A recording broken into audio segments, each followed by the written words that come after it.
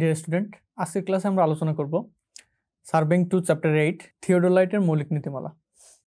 তো এই চ্যাপ্টারে কি কি থাকছে শুরুতে দেখে নিই। প্রথমে থাকছে বিভিন্ন প্রকার থিওডোলাইটের বর্ণনা, ডিজিটাল ট্রানজিট থিওডোলাইটের বিভিন্ন অঙ্গের কার্যাবলী, ডায়াফ্রাম, লেন্স, গোলকীয় প্রেরণ, বর্ণ প্রেরণ এবং ট্রানজিটিং ডিসপ্লে বোর্ড। থিওডোলাইটের বিভিন্ন ধরনের সমন্বয়ের তালিকা, ডিজিটাল থিওডোলাইটের অস্থায়ী সমন্বয়ের ধাপসমূহ, থিওডোলাইটের মৌলিক রেখাগুলোর নাম, ট্রানজিট থিওডোলাইটের মৌলিক রেখাগুলোর পারস্পরিক সম্পর্ক ও এই চ্যাপ্টারের গুরুত্বপূর্ণ প্রশ্ন। এই অধ্যায়টা মূলত থিওডোলাইট সম্পর্কে। তো শুরুতে একটু জেনে নিন থিওডোলাইটটা কি। থিওডোলাইট হচ্ছে এক ধরনের কোণ পরিমাপক যন্ত্র, যেটার গঠন খুবই জটিল, বাট থিওডোলাইটের সাহায্যে খুব নিখুঁতভাবে, even on minute on second পর্যন্ত নিখুঁতভাবে কোণ পরিমাপ করা যায়। কোণ পরিমাপটা তো সাধারণত ডিগ্রি, মিনিট, সেকেন্ড হয়ে থাকে। তো সেকেন্ড হচ্ছে সর্বনিম্ন একক। তো 1 সেকেন্ড পর্যন্ত কোণের পরিমাণ নিখুঁতভাবে করা যায়। আর এই থিওডোলাইটটা, ডিজিটাল থিওডোলাইটে বিভিন্ন ধরনের অপারেশন করা যায়, বিভিন্ন ধরনের প্যানেল থাকে, কিবোর্ড থাকে একটা কম্পিউটারের মতো। এই থিওডোলাইট সাধারণত দুই প্রকার হয়ে থাকে, একটা হয় ট্রানজিট থিওডোলাইট, একটা হয় নন ট্রানজিট থিওডোলাইট। যেগুলো ট্রানজিট থিওডোলাইট, এই ট্রানজিট থিওডোলাইটগুলো 360 ডিগ্রি অ্যাঙ্গেলে ঘোরানো যায়, হরিজন্টালি এবং ভার্টিক্যালি। তো বোঝাই যাচ্ছে যে এর সাথে কোণ পরিমাপ করা খুবই সহজ, যে কোনো অ্যাঙ্গেলে এটা সেট করে কোণ পরিমাপ করা যায় এবং এটার অ্যাকুরেসি খুবই হাই। তো এই থিওডোলাইটের বিভিন্ন অঙ্গ সম্পর্কে জানবো এখন। শুরুতে যদি উপর দিকটা দিয়ে দেখি তাহলে উপরে দেখতেছে হ্যান্ডেল। এই হ্যান্ডেলের কাজটা হচ্ছে কি, হ্যান্ডেলের কাজ কোনো তেমন কোনো সিস্টেমেটিক ফাংশন না, এটা জাস্ট যন্ত্রটা পরিবহন করা, এটা হচ্ছে হ্যান্ডেলের কাজ। এরপর আছে হ্যান্ডেল স্ক্রু। হ্যান্ডেল স্ক্রুটা হ্যান্ডেলটাকে আটকানোর জন্য ব্যবহৃত হয়। এরপর আসতেছে অবজেক্টিভ লেন্স। এই যে অবজেক্টিভ লেন্সটা, এই অবজেক্টিভ লেন্স দিয়ে, অবজেক্টিভ লেন্সের মাধ্যমে সাধারণত বস্তু দেখা হয়, দূরের যে বস্তু বা যে বিন্দুতে ফোকাস করা হয়, যে বিন্দু কোণ পরিমাপ করতে হয়, এই অবজেক্টিভ লেন্সের মাধ্যমে ওটা দেখা হয়। আর এই লেন্সকে অ্যাডজাস্ট করার জন্য উপরে কিছু স্ক্রু থাকে, টার্গেটিং সাইড থাকে। এই জিনিসগুলা হচ্ছে এই অবজেক্টিভ লেন্সকে অ্যাডজাস্ট করার জন্য ব্যবহার হয়। এরপর আছে horizontal fine motion, horizontal clamp. এই জিনিসগুলোর সাহায্যে যখন ওই হরিজন্টালি রোটেট করা হয় থিওডোলাইটটা, তো এই হরিজন্টাল রোটেশনকে অ্যাডজাস্ট করার জন্য ব্যবহৃত হয় horizontal clamp, horizontal fine motion, এই জিনিসগুলো। এরপর আছে এলসিডি ডিসপ্লে। থিওডোলাইটের ডিসপ্লে বেসিক্যালি হয় এলসিডি বা লিকুইড ক্রিস্টাল ডিসপ্লে টাইপের। আর এই ডিসপ্লেতে ডিসপ্লের পাশাপাশি এখানে কিছু কি থাকে, কম্পিউটার কিবোর্ডের মতো কিছু কি থাকে। এই কিগুলোর সাহায্যে বিভিন্ন কমান্ড দেওয়া যায়। এরপর নিচে বেস প্লেট থাকে, বেস প্লেটের উপর যন্ত্র আটকানো হয়ে থাকে। আর অপর সাইডে এখানে ফোকাসিং রিং থাকে। এই ফোকাসিং রিংটা ঘুরায় ফোকাসটা অ্যাডজাস্ট করা হয়। আইপিস থাকে, টেলিস্কোপ ক্লাম্প থাকে, ইত্যাদি ইত্যাদি। এরপর ব্যাটারি কেস থাকে, এর ভিতরে আবার ব্যাটারি থাকে, এটা যেহেতু পাওয়ারে পরিচালিত হয় ডিজিটাল থিওডোলাইট। ব্যাটারি কেস থাকে, ব্যাটারি কেসের ভিতরে ব্যাটারি থাকে, এরপর ব্যাটারি কাভার থাকে ব্যাটারিটাকে ঠিকঠাক রাখার জন্য। মোটামুটি। এরপর কয়েকটা টার্ম আছে, তো ডায়াফ্রাম, লেন্স, গোলকীয় প্রেরণ, বর্ণ প্রেরণ এবং ট্রানজিটিং ডিসপ্লে বোর্ড। তো ডায়াফ্রামটা হচ্ছে দূরবীনের একটা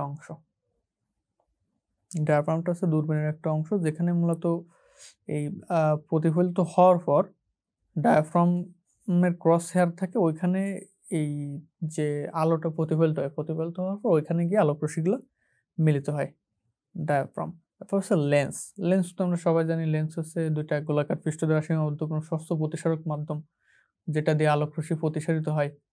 তো লেন্স থাকে হচ্ছে যে ফোকাসিং লেন্স যেটা থাকে, লেন্সের ভিতর দিয়ে মূলত ফোকাসিং করা হয় কোন পরিমাপের ক্ষেত্রে। আচ্ছা, গোলকীয় প্রেরণ, বর্ণ প্রেরণ। গোলকীয় প্রেরণটা হলো আলোক রশ্মি প্রতিসরিত হওয়ার পর একটা নির্দিষ্ট বিন্দুতে মিলিত হওয়ার কথা, কিন্তু এই নির্দিষ্ট বিন্দুতে মিলিত না হয়ে যে ডায়াফ্রাম এবং ক্রস হেয়ার এর পাশাপাশি কোনো একটা জায়গায় মিলিত হওয়ার কথা, বাট ওইখানে মিলিত না হয়, এটা প্রধান অক্ষের উপর গিয়ে মিলিত হয়। এর ফলে প্রতিবিম্বটা হয় একটু বড় হয়ে যায়। তো এই যে প্রবলেমটা, এটাকে বলা হচ্ছে গোলকীয় প্রেরণ। এরপর আছে বর্ণপ্রেরণের বিষয়টা হচ্ছে, আমরা জানি যে সাদা আলোটা কিন্তু 7টা আলোর সমন্বয়ে তৈরি। রংধনুতে যে 7টা রং থাকে, বেগুনি, নীল, আসমানি, সবুজ, হলুদ, লাল, কমলা, এই যে 7টা রং আছে আর কি, এই 7টা রঙের মিলিত বর্ণ হচ্ছে সাদা বর্ণ। তো সাদা বর্ণ যখন লেন্সের ভিতর দিয়ে প্রতিসরিত হয় তখন যে প্রবলেমটা হয়, এর বিভিন্ন ধরনের আলোক রশ্মির আবার ওয়েভ লেন্থ বা ডিসপারশন হয় বিভিন্ন রকম। যেমন বেগুনি আলো, বেগুনি আলোর বিচ্যুতি সম্ভবত সব থেকে বেশি হয় এবং লাল আলোর বিচ্যুতি কম হয়। তো যার বিচ্যুতি বেশি সে দেখা যায় একটু দূরে গিয়ে মিলিত হচ্ছে, আবার যেটা বিচ্যুতি কম ওটা হচ্ছে প্রতিসরিত হওয়ার পরে অপেক্ষাকৃত নিকটে হচ্ছে পড়তেছে। তো এই কারণে সাদা আলো যখন প্রতিসরিত হয় লেন্সের ভিতরে তখন ওটা ডিসপারশন হয়ে যায়। ওটা যেহেতু এটা বিভিন্ন আলোর মিশ্রণ তৈরি, তো এক একটা আলো এক এক লেয়ারে গিয়ে মানে ওইটা প্রতিসরিত হওয়ার পরে এক এক জায়গায় হচ্ছে করে আপতিত হয়। তো এর ফলেও একটা প্রবলেম হয়, ওই যে ডিসপারশন হয়ে যায়, যার ফলে যে প্রতিবিম্বটা তৈরি হয় ওইটা একটু বিস্তর হয়ে যায়, বিস্তৃতি হয়। এই প্রবলেমটা হচ্ছে বর্ণপ্রেরণ। থিওডোলাইটের বিভিন্ন ধরনের সমন্বয়। থিওডোলাইটের সমন্বয় সাধারণত দুই প্রকার হয়। সমন্বয় হয় স্থায়ী সমন্বয়, অস্থায়ী সমন্বয়। স্থায়ী সমন্বয়, অস্থায়ী সমন্বয়টা হচ্ছে যন্ত্রকে অস্থায়ী সমন্বয়ের ধাপগুলো আমরা জানবো। তার আগে জন্য অস্থায়ী সমন্বয়টা কি, এটা হচ্ছে যখন আমরা লেবেলিং যন্ত্র সম্পর্কে আলোচনা করেছিলাম শুরুর দিকে, তখনও কিন্তু অস্থায়ী সমন্বয় নিয়ে বিস্তর আলোচনা করা হয়েছিল। অস্থায়ী সমন্বয়টা হচ্ছে একটা যন্ত্র, থিওডোলাইট বা লেবেলিং যন্ত্রকে কোনো একটা স্টেশনে বসিয়ে এটাকে পাঠ গ্রহণের উপযোগী করতে যে প্রাথমিক কিছু কাজ যদি সম্পন্ন করা হয় এটাকে বলে অস্থায়ী সমন্বয়। যেমন যন্ত্র টেপার উপর স্থাপন, এরপরে যন্ত্রের বাবলকে সমন্বয় করা, ইত্যাদি ইত্যাদি, যে সিম্পল ইনিশিয়ালি একটা কাজ করা হয় এই কাজগুলোকে বলা হয় অস্থায়ী সমন্বয়। এখানে ডিজিটাল থিওডোলাইট অস্থায়ী সমন্বয় কয়েকটা ধাপ আছে। ধাপগুলো হচ্ছে প্রথম হচ্ছে যন্ত্র সংস্থাপন, দ্বিতীয় ধাপ হচ্ছে যন্ত্র সমতলকরণ,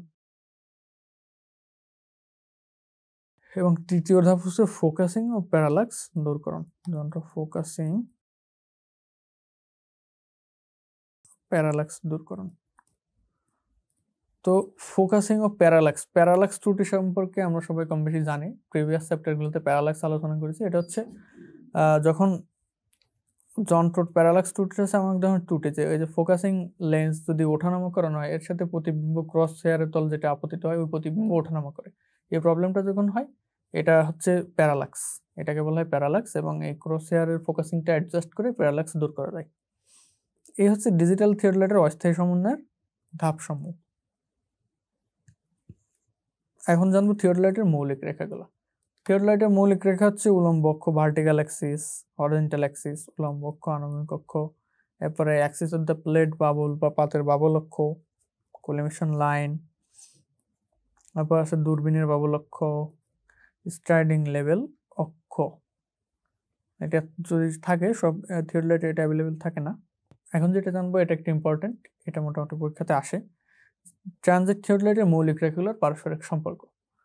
মৌলিক রেখাগুলোর পারস্পরিক সম্পর্ক হচ্ছে, মৌলিক রেখাগুলো সাধারণত কই থেকে আসে, এই যে বিভিন্ন মৌলিক যে অংশ যেমন উলম্ব অক্ষ থাকে, আনুভূমিক অক্ষ থাকে, কোলিমেশন অক্ষ থাকে, এই জিনিসগুলো থেকে আসে এক একটা রেখা। যেমন হরিজন্টাল অ্যাক্সিস থেকে আসে হরিজন্টাল লাইন। তো এই যে এখানে প্রথম যে সম্পর্কটা সেটা হলো যন্ত্রের আনুভূমিক অক্ষ উলম্ব অক্ষ পরস্পর সমকোণে থাকবে। এটা একটা কমন সেন্সের বিষয় যে আনুভূমিক অক্ষ, এই যে উলম্ব অক্ষ এবং আনুভূমিক অক্ষ এই দুটো কি পরস্পর সমকোণে থাকবে। ওকে, এরপর প্লেট লেভেল বাবল অক্ষ উলম্ব অক্ষের সাথে সমকোণে থাকবে। তাহলে প্লেট লেভেল যেটা প্লেট বাবল অক্ষ এটা হচ্ছে একটা আনুভূমিক অক্ষের সমান্তরাল একটা অক্ষ, তাহলে এটা অবশ্য উলম্ব অক্ষের সাথে সমকোণে থাকবে। কোলিমেশন রেখা, আমরা জানি কোলিমেশন রেখা হচ্ছে এই যে থিওডোলাইট বা লেভেল যন্ত্রের লেন্স থেকে যে বিন্দুতে ফোকাস করা হয় এর মাঝে কাল্পনিক একটা আনুভূমিক রেখা, তাহলে এই কোলিমেশন রেখাটা হচ্ছে একটা আনুভূমিক রেখা। তাহলে কোলিমেশন রেখা যদি আনুভূমিক রেখা হয় এটা অবশ্যই উলম্ব অক্ষের সাথে সমকোণে অবস্থান করবে। এখানে বিষয়টা আছে সেরকম। তাহলে কোলিমেশন রেখা যন্ত্রের আনুভূমিক অক্ষের সমকোণে থাকবে, কোলিমেশন রেখা উলম্ব অক্ষের সমকোণে থাকবে এবং আনুভূমিক অক্ষের সমকোণে না, এটা হবে সমান্তরালে থাকবে। কোলিমেশন রেখাটা আনুভূমিক অক্ষের সমান্তরালে থাকবে এবং উলম্ব অক্ষের সাথে সমকোণে থাকলে এটা আনুভূমিক অক্ষের সমান্তরালে থাকবে। প্লেট লেভেল বাবল অক্ষ যন্ত্রের আনুভূমিক অক্ষের সমান্তরালে থাকবে। এরপর দূরবীনের আনুভূমিক অক্ষ কোলিমেশন রেখা একই হবে। এই যে দূরবীনের আনুভূমিক অক্ষ এবং কোলিমেশন রেখা একই রেখা যদি হয় দ্যাট মিনস কোলিমেশন রেখাটা হচ্ছে একটা হরিজন্টাল লাইন। যন্ত্রের উলম্ব অক্ষ অপটিক্যাল প্লান্সের অক্ষ একই রেখা হবে। টিন্ট সেলসের অক্ষ আনুভূমিক অক্ষের সমান্তরাল এবং প্লেট লেভেল বাবল অক্ষ উলম্ব অক্ষের সাথে লম্ব হবে। এই মোটামুটি এগুলো যদি একটু সিস্টেমেটিক্যালি মনে রাখা যায়, যে দু একটা মৌলিক লাইন আছে, এগুলা কোনটা আনুভূমিক কোনটা উলম্ব এটা মনে রাখলে বাদ বাকি সম্পর্কগুলো মনে রাখা খুবই সহজ। এরপর আসে ট্রানজিট থিওডোলাইটের স্থায়ী সমন্বয়। শুরুতেই দেখেছি অস্থায়ী সমন্বয়, এরপর আছে স্থায়ী সমন্বয়। স্থায়ী সমন্বয় প্লেট লেভেলের সমন্বয়, প্রথমে হচ্ছে প্লেট লেভেলের সমন্বয়, সার্কুলার লেভেল সমন্বয়, এরপর টিল্ট সেন্সর সমন্বয়, তারপর হচ্ছে হরিজন্টাল অক্ষের সাথে রেটিকেলের উলম্ব এবং হরিজন্টাল রেটিকেল লাইনের অবস্থানের সমন্বয়, সর্বশেষ অপটিক্যাল প্লামেট সমন্বয়। এইগুলা অ্যাডজাস্ট করার মাধ্যমে মূলত স্থায়ী সমন্বয়গুলো করা হয়ে থাকে। এই ছিল মোটামুটি থিওডোলাইট সম্পর্কিত বেসিক আলোচনা। এখন দেখি এখান থেকে কিছু প্রশ্ন। থিওডোলাইটের মৌলিক রেখাগুলোর পারস্পরিক সম্পর্ক, এই প্রশ্নটা ইম্পর্টেন্ট, এটা প্রায় এসে থাকে। ভার্নিয়ার থিওডোলাইটের মৌলিক রেখাসমূহের পরিচিতি আসতে পারে। থিওডোলাইটের মুখ পরিবর্তন নামক একটা বিষয় আছে, এটা আসতে পারে। আর থিওডোলাইটের অস্থায়ী সমন্বয়ের ধাপগুলো ধারাবাহিকভাবে লিখা হয়। এখানে অস্থায়ী সমন্বয়ের ধাপগুলো লিখতে বললে রচনামূলক প্রশ্নে, তাহলে ধাপগুলো লিখে একটু বিস্তারিত আলোচনা করতে হবে যে কিভাবে সমন্বয়টা করা হয়ে থাকে আর কি। যেমন প্রথম ধাপটা হচ্ছে যন্ত্র সংস্থাপন, তো যন্ত্র কিভাবে সংস্থাপন করা হয়, টেপায়ের উপর কিভাবে অ্যাডজাস্ট করা হয়, এই জিনিসগুলো একটু ডিটেলসে লিখে দিতে হবে। তো এই ছিল থিওডোলাইটের মৌলিক নীতিমালা সম্পর্কিত আলোচনা। থিওডোলাইটটা আসলে একটা কোণ পরিমাপক যন্ত্র, এবং থিওডোলাইটের সাহায্যে আমরা সার্ভেইং এ কোণ পরিমাপ করে থাকি, সেগুলো ত্রিকোণমিতিক লেভেলিং এ ব্যবহার হয়ে থাকে, সেটাই মূলত কাজ। তো ত্রিকোণমিতিক লেভেলিং এ থিওডোলাইট ব্যবহার হবে। তো ব্যবহারের পূর্বে থিওডোলাইট সম্পর্কে যে বেসিক একটু জানার প্রয়োজন আছে, সেই উদ্দেশ্যে এই চ্যাপ্টারটা পরিণত হয়েছিল। তো থিওডোলাইটের মৌলিক রেখাগুলো সম্পর্কে আমরা সবাই মোটামুটি বুঝতে পেরেছি, আশা করছি। ধন্যবাদ সবাইকে।